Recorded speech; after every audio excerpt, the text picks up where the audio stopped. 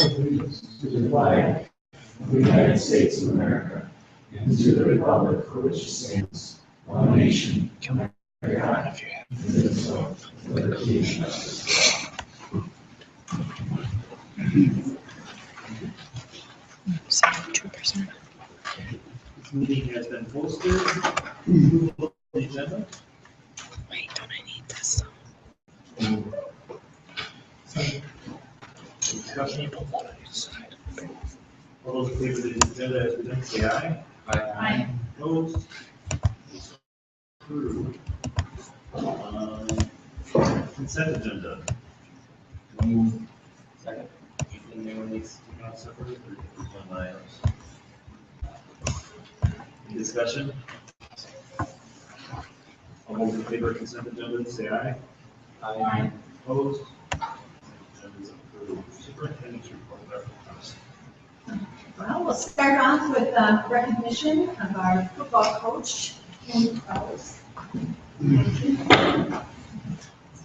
Are you?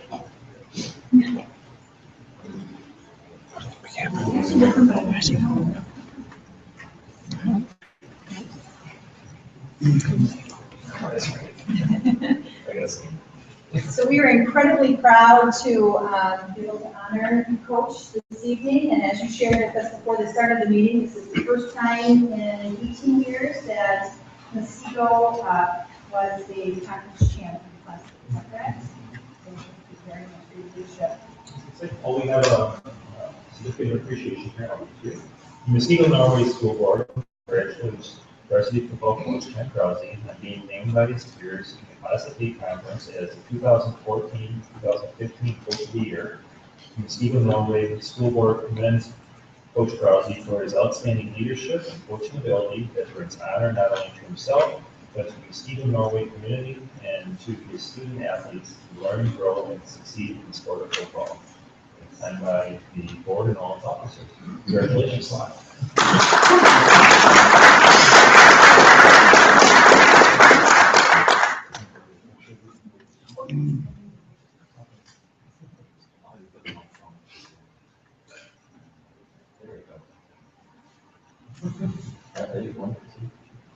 Got it. Thank you.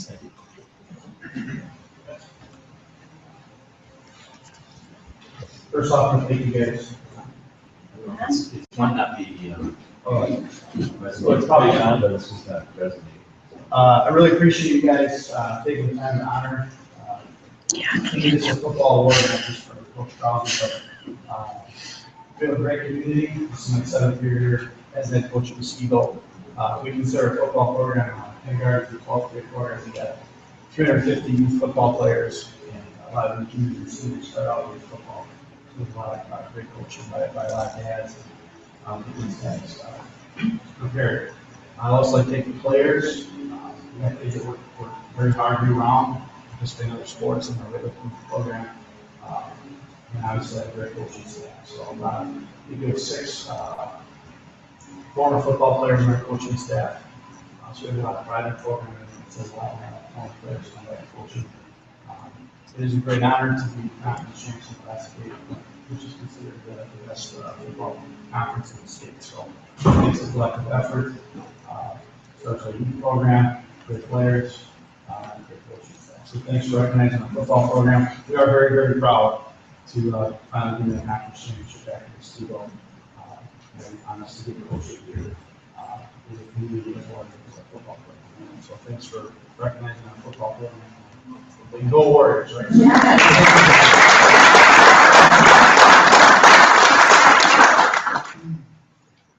going to go coach again right now, right? Well, it's telling my son's basketball coach, right? I'm 30 years old. So I'm a coach. Thank you. Thanks a lot. Okay, next, I am proud to introduce the Lake Noon Middle School team to give us their annual review. Linda, do you want to introduce your team? Oh. Linda? Okay. Better get someone say no.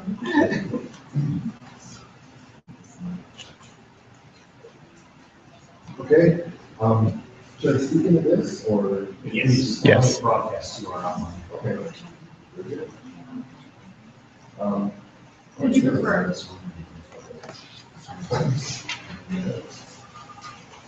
Okay, welcome everyone to Lakewood Middle School. Glad to have everyone here, and this is always we have a calendar. We look forward to the school board meeting to speak to you and talk about the things that we have going on here. We're very proud of our school, and it's just good to be able to share that with you. So welcome everyone. I'm John McEwen, Associate Principal, and I'm joined here by Ben O'Brien, Principal, and Lindsay Brenberger, who is new literacy coach for our students. So, start off with looking at the state report card from DPI. This past school year, we exceeded expectations, which was good news, which was great for us. As the year previous, we were in the meet expectations band at the higher end. So we're very happy to report that we're have made improvements on that. To break it down a little bit, more in detail, priority areas that go into that composite score are student achievement, which we at 75.4, fairly above state average, and student growth, 65, again above the state average. One note about the student growth score is that that represents a significant improvement over the previous year. Last year, just in this area, we were sort of like a 56.3. So we're very happy to see that improvement. Closing gaps as well. We, just a little bit above the state average there. But last year, whereas last year we were at like 63, this year we bumped it up to 67.7. So we have a lot of things to be happy about. I'm still, still a lot of work to do, but we're happy to report that we've got some good things to share with you. So, Thank you. So we are going to highlight one piece in particular tonight, and that is going to be our SPDG grant, and it stands for State Personnel Development Grant. And our school and test learners will be doing their test learners grant to last year. We're chosen under the area of reading because it was an area where our special ed students lagged in achievement compared to our regular ed students. So it's certainly something we are thankful for the extra help. We have a coach that comes in once a month that works with us and helps train us. The point of or the mission is to improve the reading outcome for students with disabilities through a professional learning community. So I want to break it down just a little bit. While the focus is on special ed students and that's the data we're tracking, we really believe that the steps that we're taking will benefit all of our students. And the professional learning community is the vehicle that will make those students, and that really comes into play with our collaboration. If we look at our vision where we want to be 5 years from now, we see that collaborative culture where we're learning from each other and that students, all students, are growing because of our collaborative nature. So why a reading goal? This is kind of how we got into the program.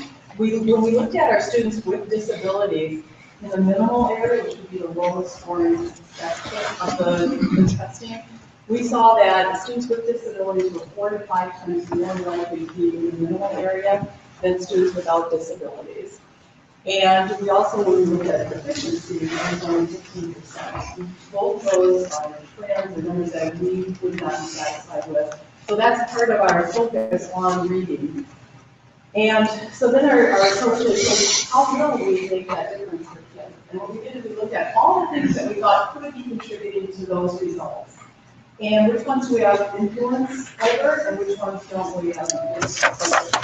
So one thing that we thought we could influence and make it popular technology is co-teaching. So we have a 5th and a 6th grade team that are co-teaching with a special ed teacher. And if you go into a co-teaching room, the goal is for it to look seamless. If you would walk in, you could not tell who the lead teacher is for that particular grade level, who the special ed teacher is, but they'd be working together in concert. And we have just 2 classrooms doing that right now. We're looking for the results from that.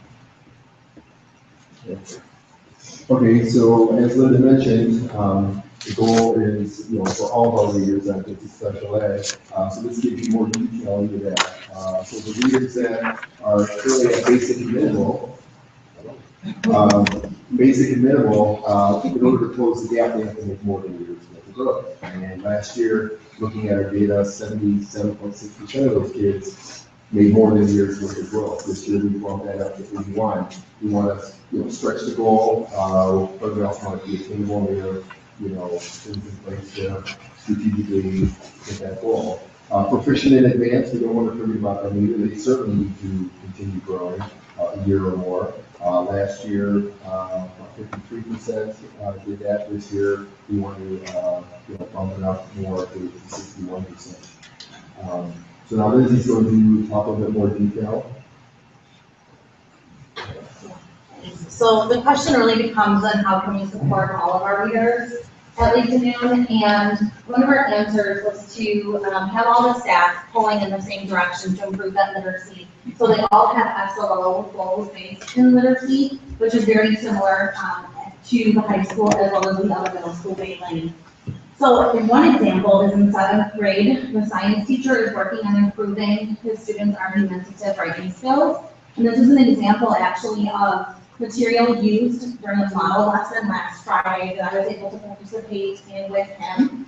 Through coaching conversations and collaboration, we decided that one of the best ways for him to improve his practice, but also to improve the skills of the students, is for me to actually come in and model what it might look like to write an introduction during an argumentative piece. So I mentioned we collaborate, and the disciplinary literacy staff also collaborates once a month. I facilitate those collaborations and provide follow-up coaching. The literacy staff also collaborates once a month for 90 minutes. And our collaboration right now this year has been joint with Baylane. We've been focusing on creating common assessments, as well as focusing on our new reading units of study and the best practices to fit the new units of study. We're going to be shifting our work here coming up this month to talk about how we can kind of orchestrate instruction in small groups, as well as how we can use assessments to form those small groups for instruction. So one of the last things that we've been focusing on, there's many, but one of the last major things we've been focusing on to move all readers along is some of the work that we started last year with text structure. As readers of informational text, it's really important to be able to identify what structure the text is written in for a variety of reasons. But the teachers have been asked to put together, in the beginning of the school year, 2 lessons that's rooted in text structure, and then they're being asked to also put 2 more lessons in place this coming quarter before the end of the semester that also incorporate text structure.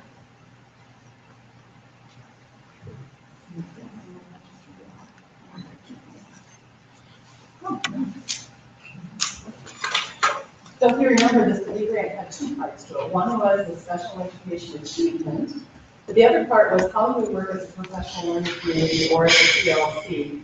And this would be the vision of what we hope to become, that we really count on each other and help each other learn and be the best we can be for students and for all students, whether they need enrichment or intervention. That's kind of where our end goal is. So what is our strategy to reach that goal? And we have broken down several steps. We have built-in accountability for each of these areas. There's dates that the group is going to be collaborating, and again, it's across all the disciplines, all the teachers in the school. So first thing that we need to be conscious of is make sure that we're creating and administrating formative assessments. And you remember, formative assessments are the check-ins to see how the learning is going so we can correct practices if the students aren't growing. And these pictures all happen to be moved last Wednesday. And here's an example of 8th grade math team working on a common formative assessment. Their particular SLO happens to be in math vocabulary, so you see the literacy tie-in as well. So once we have the assessment developed, it's time to give the assessment to students and analyze it. Last Wednesday, the 7th grade team did that, and they were looking particularly in how the students understood prefixes and how that impacts words and being able to understand and pronounce words with different prefixes. Once they looked at it and saw where the strengths and weaknesses were, the next part that you're going to reach that goal is to now learn from that and what can we together as a team develop to help our students From their point of view, they thought the kids just needed to see more examples and certainly have opportunities to talk to each other about them.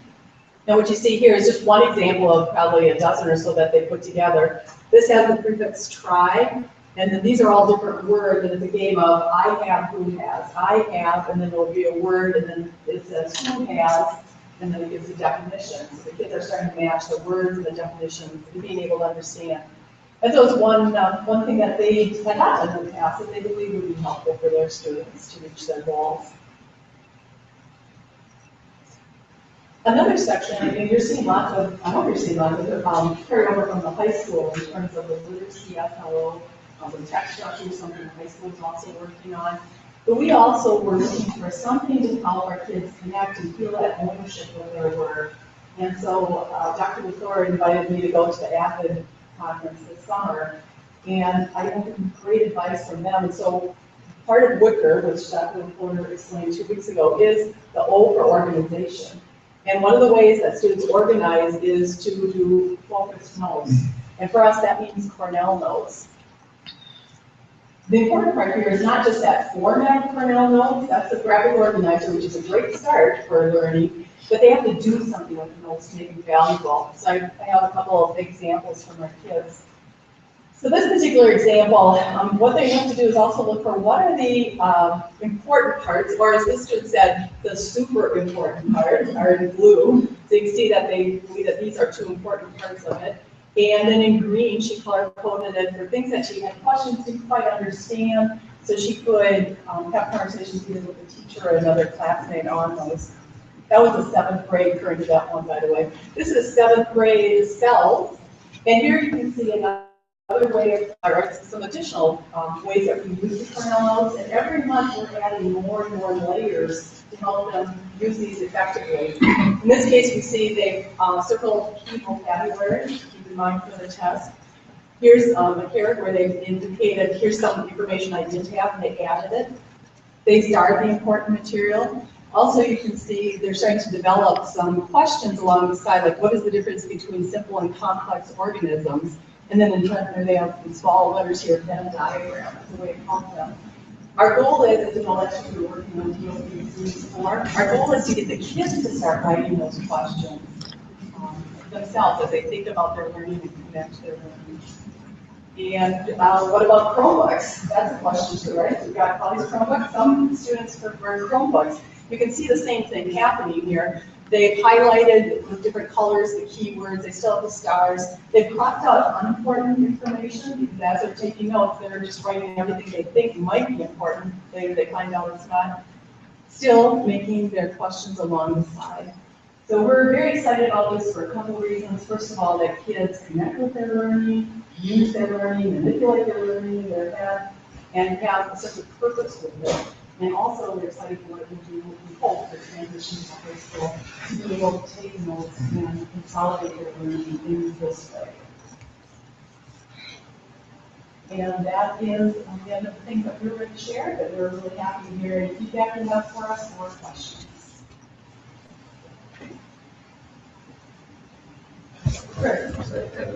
Thank you very much. I'm intrigued by this Cornell notes. I'm still trying to get my son. So, I mean, how is that, I mean, in 7th grade, and Lake Union is having that done in 7th grade. Wow. And how's that being accepted? I mean, So it's just a great question, because when I was at the conference, what we heard over and over again is, a lot of times kids don't see the value until they're about juniors, and then they start saying, oh, I see how this is going to help me in college now. So they did warn us, you know, we talked about how our kids need to persevere. Well, guess what? We go first. We're going to persevere first. But I will say that about 2 weeks ago, I was in the lunchroom and I sit with that lunch, and you bring back the chocolate. They'll tell you whatever you want to know. And so I was very open-ended, completely open-ended. What should we keep doing at Lake Union because we find it helpful to your education? 8th grade boys mentioned Cornell notes right at the top. So those teachers must be doing a great job to make it meaningful for them. So do we have some of the other? I'm sure we do. No, thank you very much.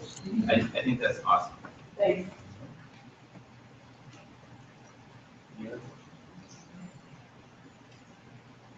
Thank you so much, and it is really wonderful to see the connections that you're making with the high school and really preparing kids, for, with their experiences here at Lake Noon to be able to seamlessly, meet into the high school and maybe expectations there. So, thank you very much. Maybe a quick question, based on, your kids preparing here for high school and beyond. What kind of, besides the conversations that you conduct in the program, how much check back do you have between the two buildings of seeing, okay, we're doing it this way, you guys are doing it this way, something works, some things aren't. How's that process go? Well, one example would be, especially when we have the same class, like Spanish 1, Spanish 2, algebra, Lisa's been a leader in that to get those groups together as tight as possible so those expectations are the same. Even the grading, and the coach should have lots of conversations, I did just a couple weeks ago again, to try to be as common as possible in those areas. Anything else would add on? Well, we have, other leadership team meetings, even if it's not, probably just administrators, and then that be a specific agenda item, but I know that Linda and I, and then, John and Sarah over at the Elaine, will just pull John Floor aside and say, hey, here's what we're doing with our staff, and here's how it's going. How are you guys doing? We have a core group of teachers at the high school that are trained in, the added, college prep program. So, we have communication, and we're trying to, like with anything new, you're looking for feedback and how to get things better. So, those conversations we go. We could probably do it more often, but we're having that discussion. So. The literacy coaches also meet periodically with Lisa. So it's myself, Kristen Bigley, and then Jennifer, we're on selecting. Yeah, at the high school. And I think one of the, it might not be stated necessarily goals of that group is to make sure that we have this follow through, but that's exactly what's going on. Or the conversations we have are to make sure that the middle school students are being prepared for the high school. Absolutely. Thank you.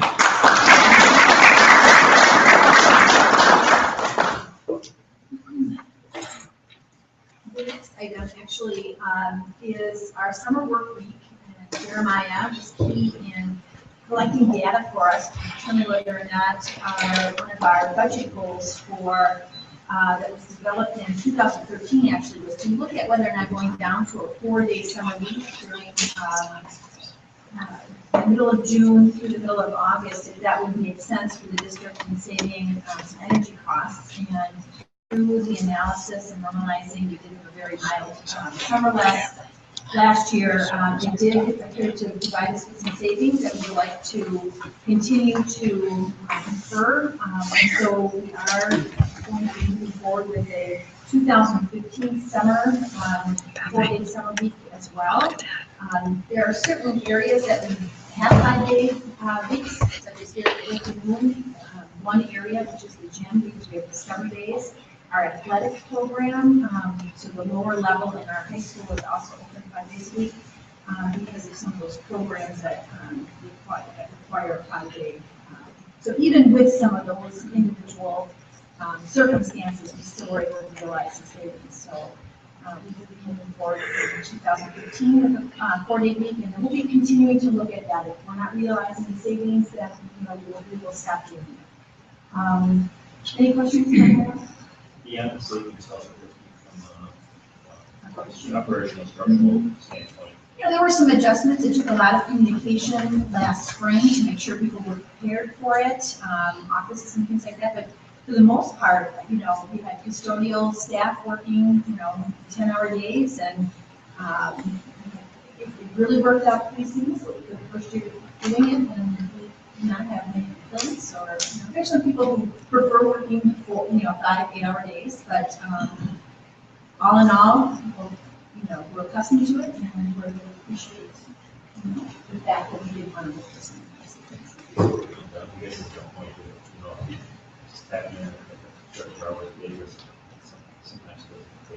And we were very efficient, and actually, there wasn't any glitches with regard to that. We were efficient and effective in their corporate coach, and so I think there was something that I feel like I was even more productive. They would be taking 1.25 days. Questions? The registration for the joint WASD and WASCD convention in January is up. So if you're interested, please let Dar know. And there's early bird registration. I think I will be speaking with 3 other superintendents regarding our evidence-based leadership on Thursday, the 22nd, I think it is, at 10:45. So I'd love to see you in the audience if you'd like to join.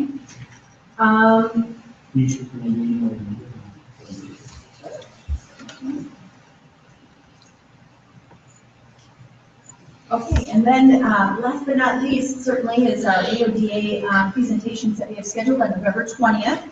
We have a student presentation that will happen at Muskego High School between 9 and 11 a.m. And actually, the group called Rise Together will be speaking. They have 4 different speakers, some recovering male addicts and female addict, as well as another who had a child overdose. And so this is part of our continued efforts to raise awareness and combat the horrific drug issue that is impacting Waukesha County and counties across the state of Wisconsin.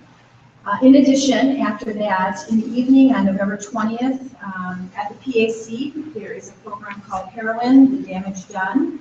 It will be presented to parents and community members, and this is another coordinated event with the City of New Berlin, Waukesha County, the Office of the Attorney General, local law enforcement, and EMS services. So we're glad we were able to have that opportunity in May of last year, and this will be similar, similar presentation.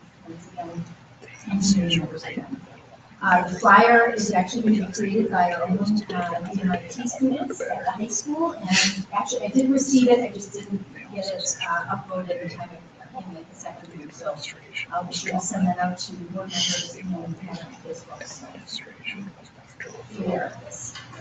And that concludes the superintendent's report. And number 6 on the agenda is clerk's report. 3 school board positions are up for election in 2015 for 3-year terms. The positions are for Eric Schrader, Dean Strong, and Lisa Warren, current seats. Notice of a school board election will be published in the Thursday, November 20th, 2014 edition of the Muskego New Berlin Now.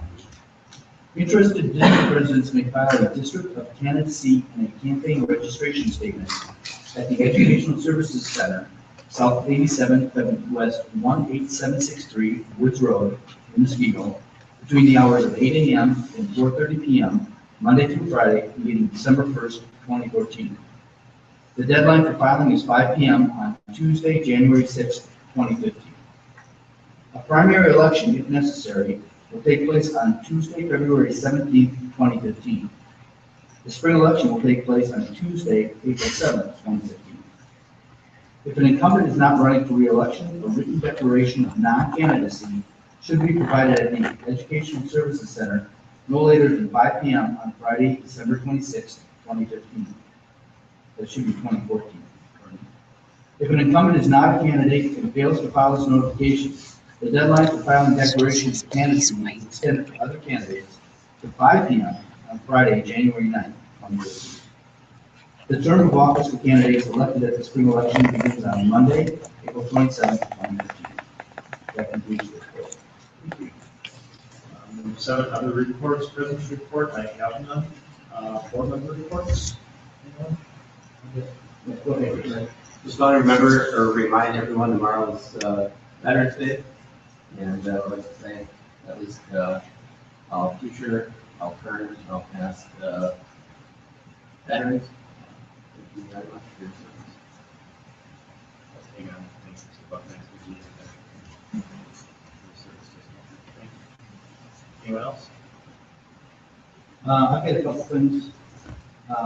First of all, I attended the music convention in Madison where the high school balloon dance sound performed. and they did an outstanding job. Great shout out to Mr. Beck and Ms. Clymer, and even the student teacher they had this semester. They did a great job. Secondly, this weekend I attended the Wisconsin Association of School Boards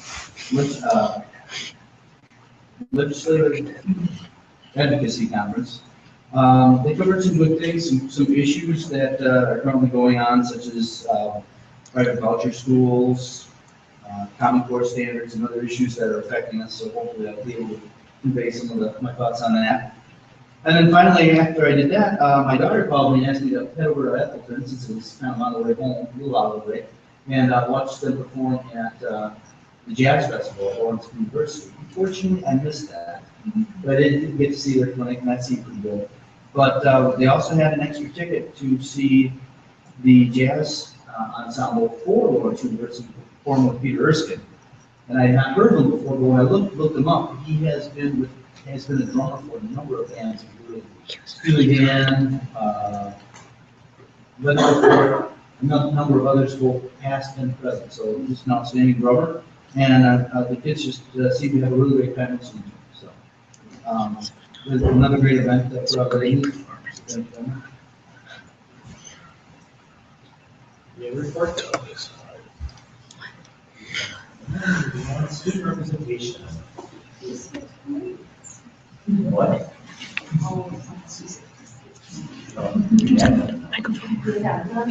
Yeah.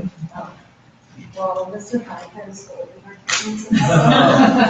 But that's fine. It was 20 years from the Okay, so, since like all calls for to ending, there's like on the sectional and all this stuff, it's really hard for people to get the names of all of them, but I was trying. I don't know what I'm calling it. But the girls' swim team qualified for state, and all of the senior girls were warrior booties, and they get their hat, and then she would be announcements. And the girls' volleyball team went to state every day, and there's a fan muscle up there, and every day was like that, and so they won in the first round of quarterfinals to the Forest, and they lost in the second round of semifinals to Burlington. And the seniors, John Becky, Morty Pop, and Jamie Benson were very proud of their amazing final season at the Stadium. The boys volleyball team season ended with a tough 5-set loss to a team in the sectional semi-final match on November 4th. And the boys football season ended in the second conference game that we hosted at Mukwanagora in 5 shows coming to the side. That was really sad.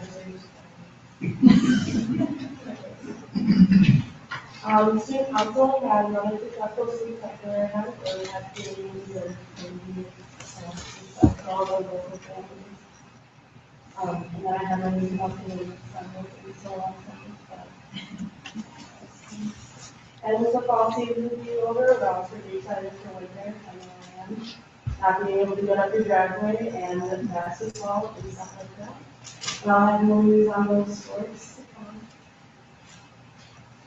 Any questions? Do you mind if I make just one correction to your report? Yes. The girls volleyball actually beat Burlington. They did. Yes, on Friday night, and then they lost to Divine Savior. But they second place in state, so just wanted to make sure. Second place, third one? Second place all over. Okay, I don't know. You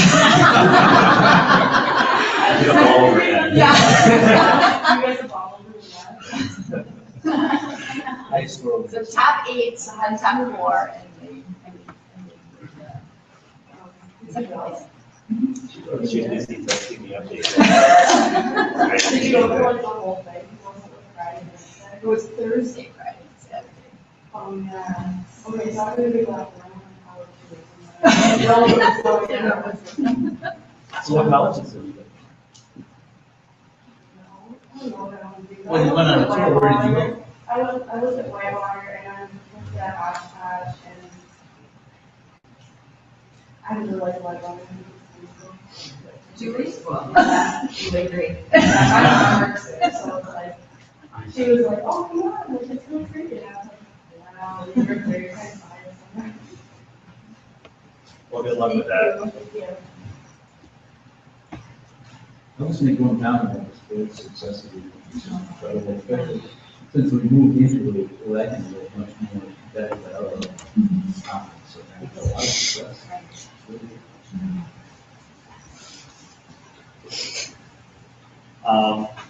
Moving on to public forum. This is your opportunity to present anything to the school board. Interested? Start, before, state your name, address. If not. All right.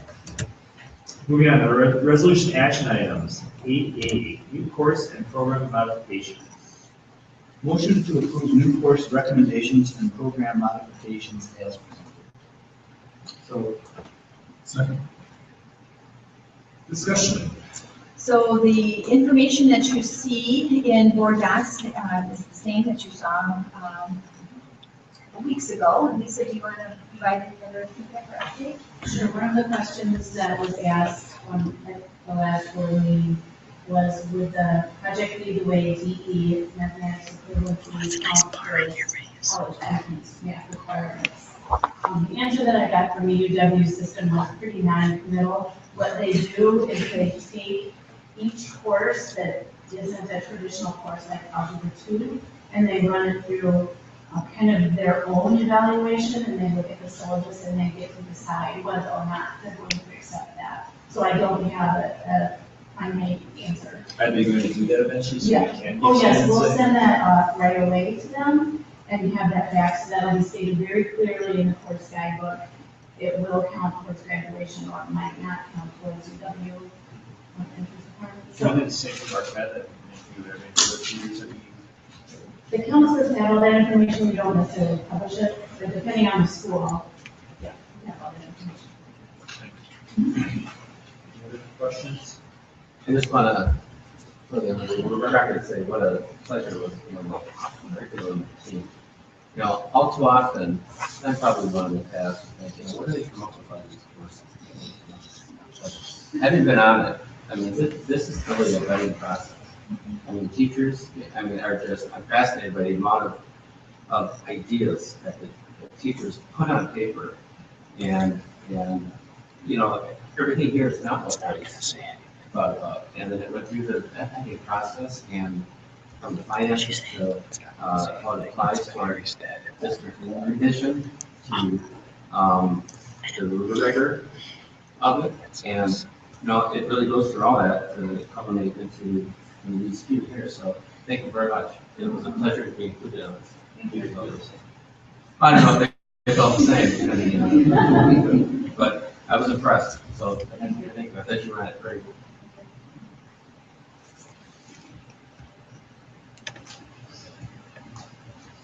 Action item. Any other questions? Hearing none, all those in favor say aye. Aye. Opposed? Passes unanimously.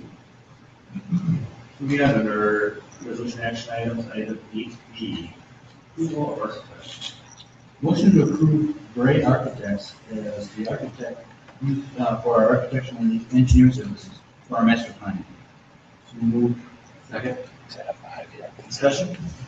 So I'll start off and then provide some information about Gray.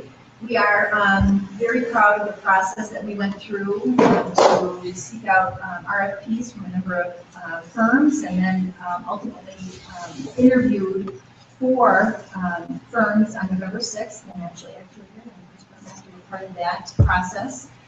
Through a consensus building, we came up with our top 2, and really one was moving forward very strongly. We did references over Friday, Saturday, Sunday, and this morning with looking at districts, Whitefish Bay, Oconomowoc, Kenosha, Fort Washington, and very positive references came back, and we're very proud to be sitting before the board here tonight, recommending that Gray be our architectural and engineering services firm as we move forward in our master planning project. So, Drew, you want to provide information? We go through representatives here, so thank you for being here.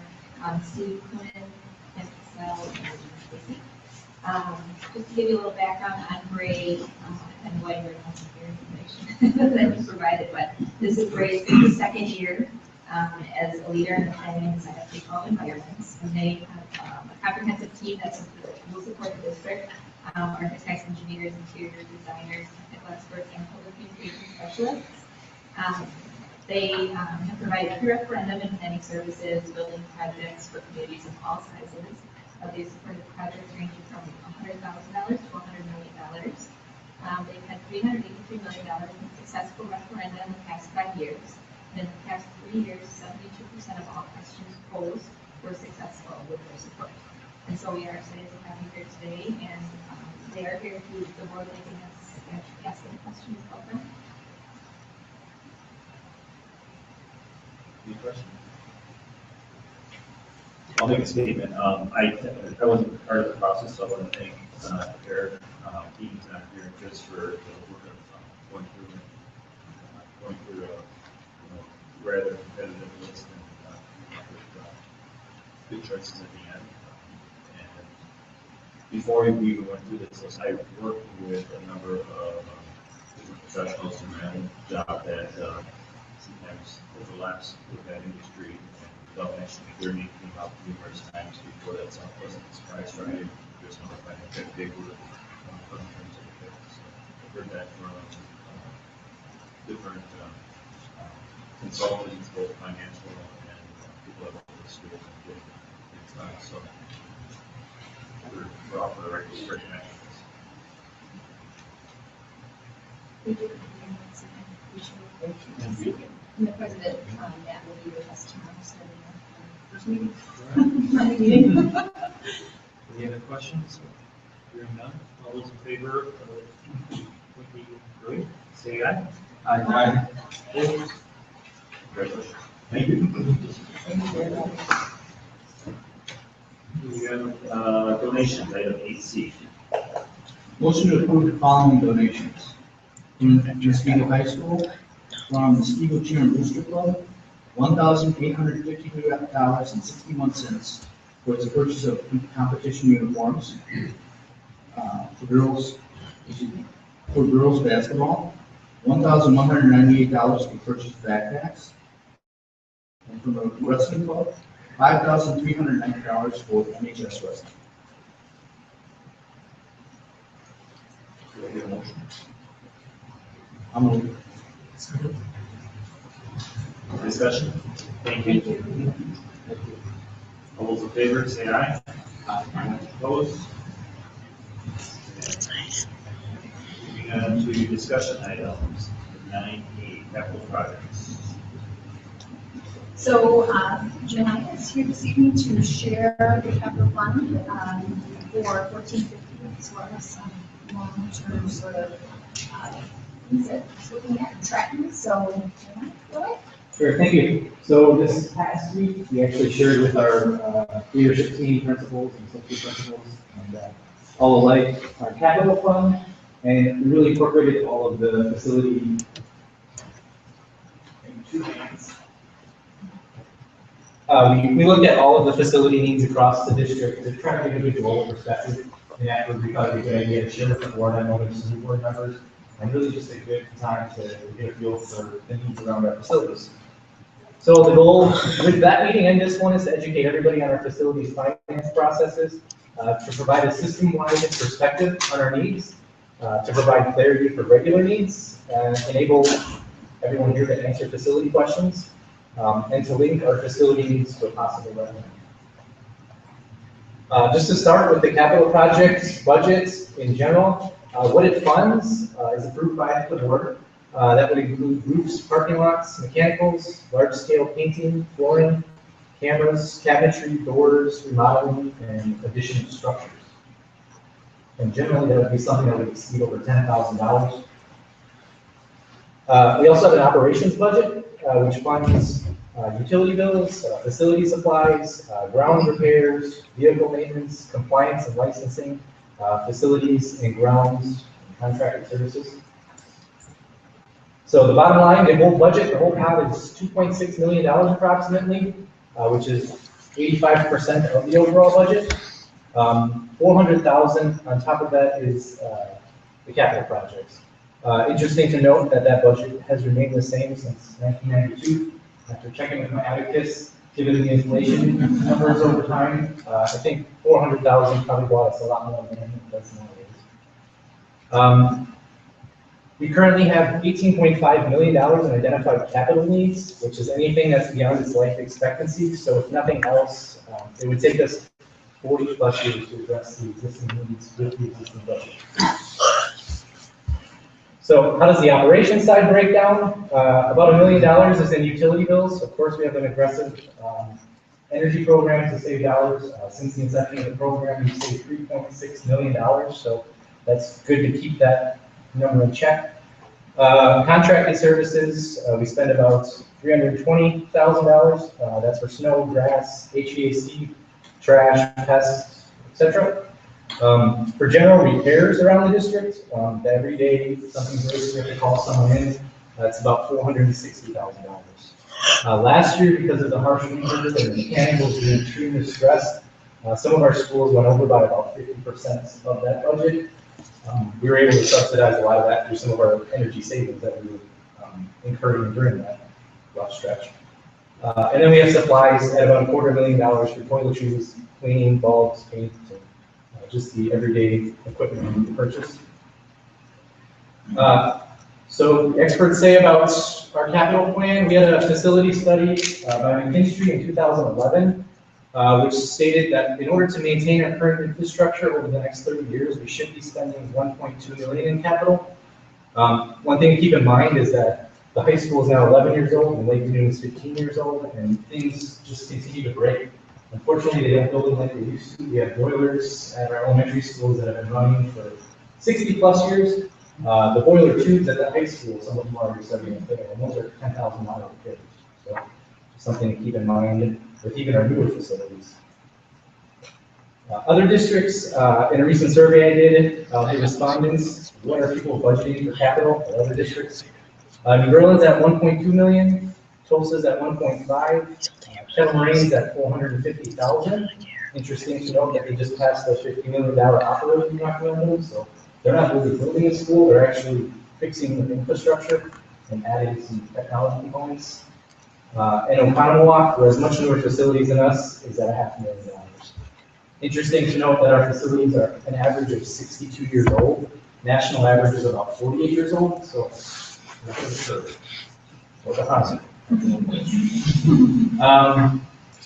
what we've done recently through the capital fund is we've added secure entryways to facilities.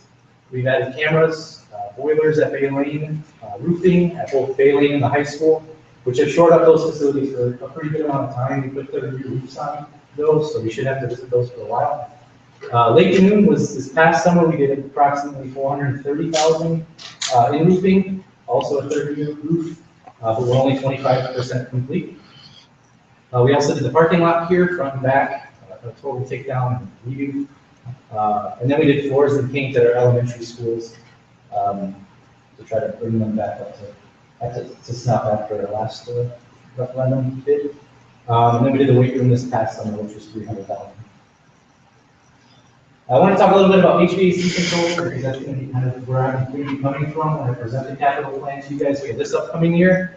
So every room in the district has a controller in it that regulates the temperatures.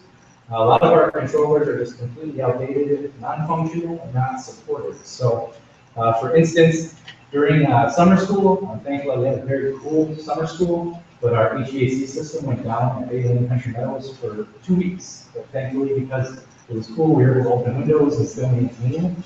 But had we not, we wouldn't have had control of our air. Took a $7,000 bill from an expert from Minnesota to come out and repair the system for us, which could happen regularly now that we're unsupported. So, and please feel free to chime in with some questions as we go. Okay, I've got one. Yes. So the HVAC at Bay Lane, so that's the warranty, or we're just not, maintenance is over on that, our ability to run a grind is done, right? Correct. We have a Honeywell system, and Honeywell has since upgraded their systems to a whole new system, so we would have to integrate their whole new system into our district-wide plan, which is Lake Union, Bay Lane, and all the elementary schools are supported by that control. So we're actually working a bit out with a few different companies, some different options, from everything from ripping out from the thermostat to the units, to the air handlers, to the program. And some of those costs are coming back at just for $1 million. There are programs that are out now that can sit over the existing infrastructure, which is a much more cost-effective approach. We're looking at about $250,000 to do that, which will sustain us into the future, because we won't have to rip out everything from the front to the back. We can just replace them with it and still have control over this. Is Baylin our, with this, if it becomes emergencies that we're residents for every or is that? It is a 3-month job. Yeah, it's a shelter, right? So. Okay. And then even in our newer schools, like the high school, their system is a 2002 system. So some of it is really lagging. A lot of our solenoids and different components inside of our control boxes are starting to wear out and stick. So we're considering a full overhaul using a system that would sit over our entire district and would actually give us control from any sites online and just give us far more control from the entire district for HVAC. So for at Lake Union, we still have a remaining $1.3 million of roof work to do. It's a 15-year roof. This year it's birthday, it's turned 15, so it's ready to be changed. Just as a note, from 2009 to 2013, we had $9,000 in repairs to the roof here. In 2013 to present, we've had $26,000 in repairs. So I guess we would project to spend, if we were going $400,000 a year for the next 4 years, project to spend $75,000 to $100,000 just in our patchwork as things continue to fail as we move forward. Carpeting here is approaching 15 years old. We do our best as a custodial department to keep everything clean, but a lot of it's starting to roll and fray. And the HVAC control components as well here. This is the layout of the roof here. So this past summer, the area in green is what was completed. All the other colors are what is still remaining to be completed. Our consultant recommends piecing it out in wings. So we actually created a section around the center that divided the areas so that we can attack this, and other areas, or however the board determines that we go at this. Each of these wings is about $320,000 to put it in perspective. Some of the risks of an emergency roof repair, we had at the high school a $40,000 repair above the auto shop during the winter a few years back. We then spent $90,000 the following summer to actually replace the entire roof. When you do a repair, you're essentially attaching good rubber to bad rubber. So it's kind of like putting an old rubber band with a new rubber band together. It's eventually going to fail again. So a lot of the repairs you're making, continuing to make, or just replacing them out. We could have a school closure or sustain damage to our interior facilities.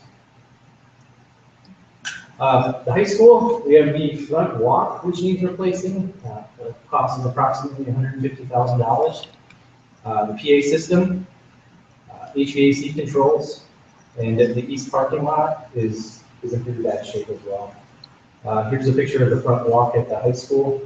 A lot of heaving. I'm not sure that the thickness of the concrete was built for running a plow over with the general harassment. We don't have concrete here. We take advantage of the equipment that we have. So if we replace it, it's going to be built up to a higher spec.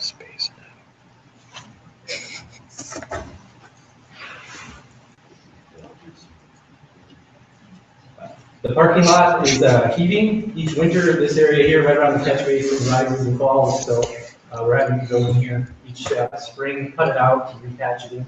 And there's a couple more of those throughout the parking lot that are having to be addressed each year.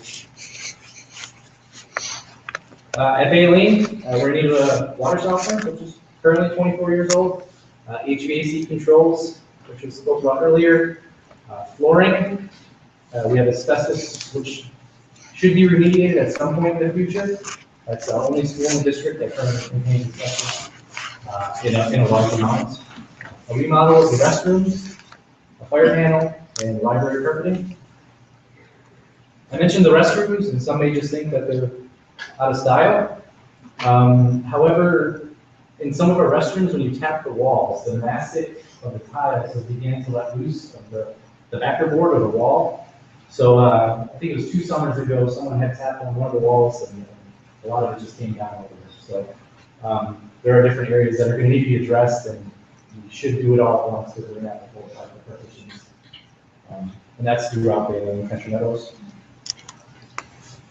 The carpeting in the Salient Library continues to vary right down the center. You can see the cement through the carpeting. Very durable carpet. We got a ton of life out of this. This is like a 30-year carpet. It's called Vortex. It's did its time. Country Meadows needs cabinetry replacements in 8 of their classrooms. A lot of their cabinetry, the laminate board has begun to come away from all of the actual cabinet boards. Mill Valley, water softener and electric. We're still using some fuse boxes over at Mill Valley. Lakeview boiler system, I think it's a high priority to attack the boiler system and the HVAC at Lakeview because we don't intend for it to go anywhere, and it's just a good place where dollars would be well spent. Restrooms there as well for remodeling, some of the infrastructure there.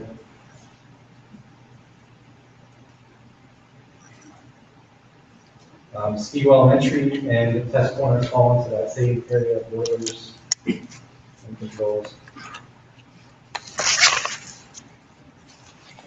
And the ESC storage is becoming more critical as we continue to amass files and having to, by law, retain records. Fill up very quickly on our storage area.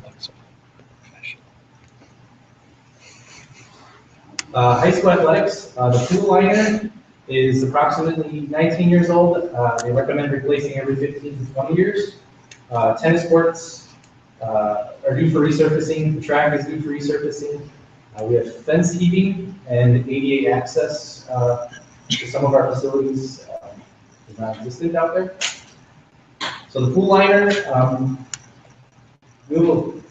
I'd love to bring to your guys' attention and just get your guys' feedback because I know it could be a potential piece of any referendum talks or facility studies as we work through our master planning committee. It's about $250,000 to replace. So if we were to replace it this year, and then next year it's determined that we may want to do something different with our swimming pool, maybe throwing good money at that field. The tennis courts, they're beginning to wear through, so you can see the asphalt underneath the coating is starting to show through. And some of this builds up a mildew, so if it rains out, it tends to get slick. So just best practice to resurface every 10 years. The track also due for resurfacing, as we talk about our football facilities and what may or may not be in the future. Before putting a whole bunch of money into the track, we might want to figure out through the master planning committee if it's something that we want to take on now or possibly next summer. ADA access to our softball diamonds and also our soccer fields. And fence heating. We continue to repair fences as they heat.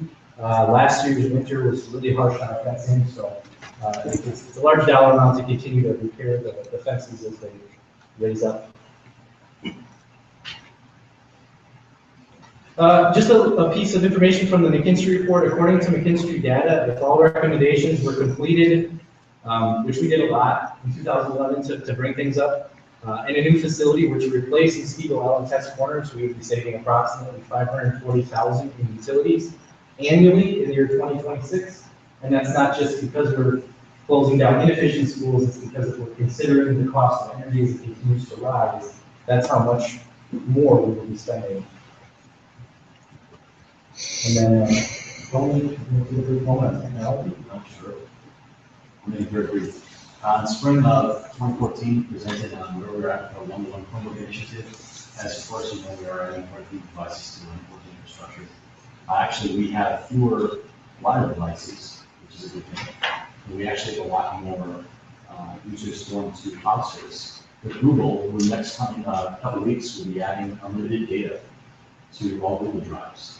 So right now, it's 30 gigabytes, which is actually a pretty healthy amount, and that will eventually be able to remove it. So the trend of need for data within the district is always going up significantly every year. in the coming years, it will flatten. If nothing else, it might decrease. And also, again, with wired devices decreasing, we have to look at switches in our, basically our backbone to the district. That will not have to be switch for a switch. We're not going to have to replace 250 switches in the district with 250 new ones. And our age in the spring is about 6 years of age on average for our switches across the district. Many of them are getting to end of life. They're no longer covered in warranty.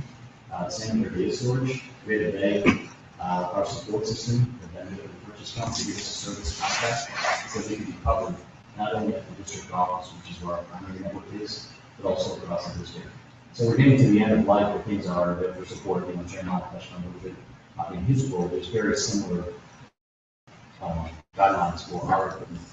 So it's looking like network switches, data centers, and then also wireless infrastructure. All those things together are going to be supporting our devices because we actually quite a few added. We were adding 2,500 devices this year. So again, the efficiencies that come with using cloud-based infrastructure at no cost to us, and also having fewer wired devices will save district money when we do this replacement. But the age is in between 6 and 7 years by the time we get Okay. On those Chromebooks, Tony, so as we just, the whole, just a monstrous challenge, I'm sure, in all those Chromebooks consistently, and but the feedback that I'm getting is that students are really love them, are just enjoying them, they're helping them for learning. At each of the schools, how do you see those cars? And I like that, the Google Drive and the data and everything. How do you see us, or where do you see us now as far as how we access our wireless? As far as do our buildings have enough access points to support the growing amount of laptop usage, or? I would say that's a good question. Wireless is growing with the demand. So we have about 3/4 of the students, 5th through 12th grade, that are on Chromebooks. And I would say wireless is about 3/4 of full coverage, what we need to be. In other words, we can increase that density of access points in next year, or leading into next year, 8th grade limits at both of those schools. And also at the high school, we're pretty well covered. We have over 120 access points in that building. Okay, so we have a good saturation point. We have spares ready to go. So the teacher says, we just started utilizing these devices further. Noticing that when we're streaming video or doing other things that we have efficiency, we can drop those access points. Okay, so we have that on-demand response. We added 40 access points in this. Thank you. Yeah. Any other questions related to the presentation? I have one other thing I want to share before we. Okay. So also included in the board docs, I have a memo. So for this year, after reviewing all of this, considerations for this upcoming summer construction are to continue roofing at some extent, at whatever extent possible, at the room. HVAC controls, hopefully keeping them around 200,000, maybe a huge add to the district and prevent any failures that would arise in the future. Pool liner went out for bid, and so the cost came back at 220,000. So we're working through our master plan committee to figure out if that's a viable option this coming summer. And the high school walk, both as ugly as it is and the trick hazard that it presents, I feel like it doesn't even immediate addressing them. So those are the 4 things I'll be tearing down probably early January after all the process. Questions?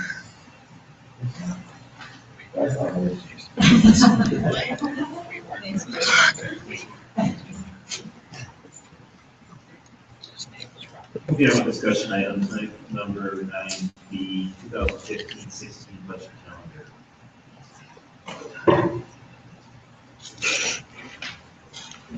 So uploaded in board docs is the 15-16 budget planning calendar. Again, this is the standard document that we basically put out to inform the Memorial Republic of the process that we use internally as we move through the budget process. Some of the items that you see in bold are items that are dictated by law. And so, again, we just have our people come dates on there. We have to do a preliminary notice of non-renewal and work contracts. third Friday enrollment, and then as we get to the bottom of the list, it kind of goes through when you start to see recognition from the state for aid purposes, like values, when we're publishing notice in the paper, and the recommended, and if we did like six.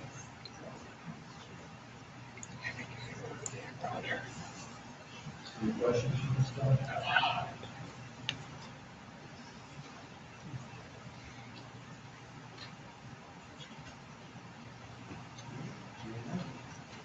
Again, next discussion item is item 9C, the establishment of Fund 46. So that's you as well. So if we talk, continue to talk about capital projects, we always talk about what are things that you can do as a district to plan for larger projects in the future. Right now, we have funds at the end of the year, we put those funds in the fund balance. Because it's really hard to wait to the end of the year to determine what capital project needs are and then use the money that year. And so, what's been established through Act 336 by the state of Wisconsin is that a school board can establish a type of trust in which you can take dollars from your current year general operating budget and put them into this trust. And you have to establish it now, and you're not able to use the funds for 5 years. But what it allows you to do is, so let's say we decide at the end of this year we have $35,000 left, and we want to take that money and really use it for capital projects in the future. We can take that $30,000, put it into the Fund 46, and in 5 years, we're able to then utilize those dollars. The expense goes in this year as a $30,000 expense per budget, which is part of our general operations budget. Additional funds is for the current budget. The shared cost impact equalization is, so at the district right now, the more we spend, the less we get, because of the way the state formula works for us. So if we were to take on $1 million for the project, that aid impact is significant to us. This allows us to take that $30,000 and have it be a shared cost in that current year, and then put it in this fund. It can accumulate with other funds over the course of years. And in 5 years, if we wanted to do $1 million project, those shared costs are already in our budget and no aid. So it helps districts to plan for the future. There are 2 catches. One, you have to have a 10-year plan. And within that plan, it doesn't have to be very specific, but it does have to have things like roofing and HVAC. You can only use the funds that's forward for what's on that capital project's long-term plan. So it wouldn't be a bad idea for us to, you can approve this fund, put $100 in the fund just to establish it. We don't have to put money in and move forward in the future, but it does give you more of that option. If you want to start planning for more of a long-term option that will allow us to spend more dollars than what we have to save. Different from Fund 41, which allows us to spend the money that we have allocated to Fund 41, which we levied at $400,000. So we took Jeremiah's capital budget, and we know we're going to spend at least $400,000. So we put that in Fund 41. That allows us to spend the money now, and then the shared costs are actually amortized over a number of years. So it's 2 kind of different things, but Fund 41 is accessible now to us, and Fund 46 is different. So it's just an option, a planning option, because we can put a small dollar amount in if we're interested, but it can give us some opportunities to look at increasing costs and capital. So if we put like 30,000 in the next 5 years, that 150,000 would be accessible. Would be accessible at 5 years. Would it be? But then once that 5 years hits, whatever you put in is going to consistently accessible. It's not going to be another 5 years. It's So we just- start with $1. You can start with $1. Yeah, so we start with $1 this year, 5 years from now, say we put $1 this year, and then 2 years from now, we put $100,000. Is that 100,000 accessible after 5 years from $1 or? From $1. Okay. So it's just how we're that we're. So I know that if we get the 5 years clock. You should do something. That's a no-brainer. Something, you just have to establish a separate account, and you kind of resolution with specific language. You're right. I mean. Yeah. that's right. Establish. Essentially, that kind of plan. We do. So what do you want to do? Function for a certain amount? No, I. Yeah, the next meeting will bring back the actual resolution language of the board of have to pass and at that time. It was really Friday night.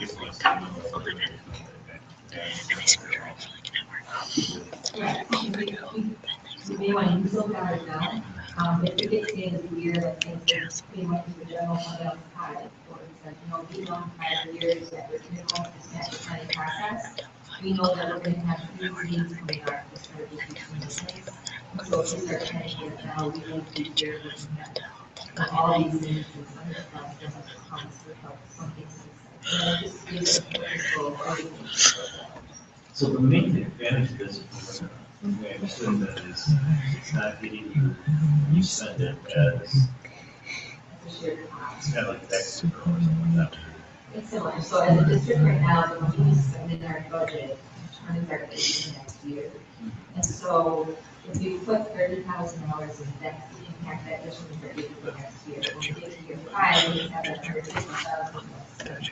There's no shared cost associated with expenditure. We already spent it on the budget according to the trust. And so basically we're spending money to put into a trust and a future date, and that's that age. Plus that one If you want to take from there, you So at the end of the year, we have say 30,000 then left over that we hadn't anticipated in fund. So we use 30,000. If we just keep that in our fund and that doesn't get the part of that revenue that's shared cost. But when we move it in there, that's where the shared cost comes in. So I guess it's a matter of what's beneficial that year. Right, so for instance, when the formula worked out well for us for the past couple of years, but when we had the 1.1 million projects that needed to get completed for the last couple of years, this would have been advantageous, not like it just counts and something like that. If you might, that would have been advantageous to be able to have money as it kind of roll in the fund balance, allocate to this fund. If they could over the course of a couple of years and really spend on that. Luckily, it's adverse impact. And just for, in this, obviously, we have to, we're working on right now with the master plan. If you were to set something up for long term, are you able to do that? So for example, we say, we know in 40 years, we may have to replace and demolish. Can you start putting money in and then using that, or is it just restricted to that 10-year? No, it's only restricted what you're spending it on, so what happens if you put the money in future boards and they want to use for something else. It's very purposeful for capital projects, and at that time, we want to put in everything electrical, so capital you use for building, it should be profitable. Yeah, but you said the plan doesn't have to be that specific, so can you just put everything under the road fund? Absolutely. Yes. I mean, we have enough needs to build $18.5 million worth of needs easily in that plan, so it's just a matter of laying them out and how to get that. So you can pretty much cover everything. You could, And how easy can you modify that? well, every year you update it, so it could change in the basis it can do. So if we want to split that shared cost over 2 or 3 years, and someone decide we need to do, we'll sign something, and modify it, and take money out and use it. It sounds like, it's just get just got rid of the shared costs, or at least made it less That was the restrictive. formula. Or what? Who's the formula? Well, adjust it. Any other questions? Information follow-up. Motion to adjourn. So. Second.